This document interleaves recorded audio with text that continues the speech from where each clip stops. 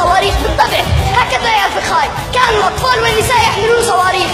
أنت كاذب، أنت وكل جيشك، أنتم كاذبون، أنتم ليس في قلبكم ذرة واحدة من الرحمة، أنتم أيها الفسقة الظلمة، أنتم يا أبناء اليهودية.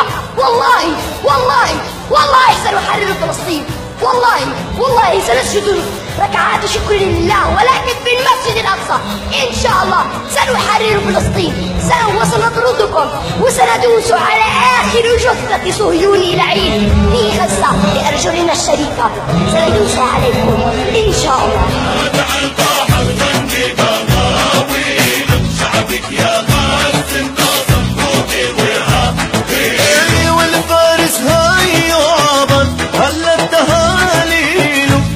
الشهيد ابتسم سمع الزغاريد.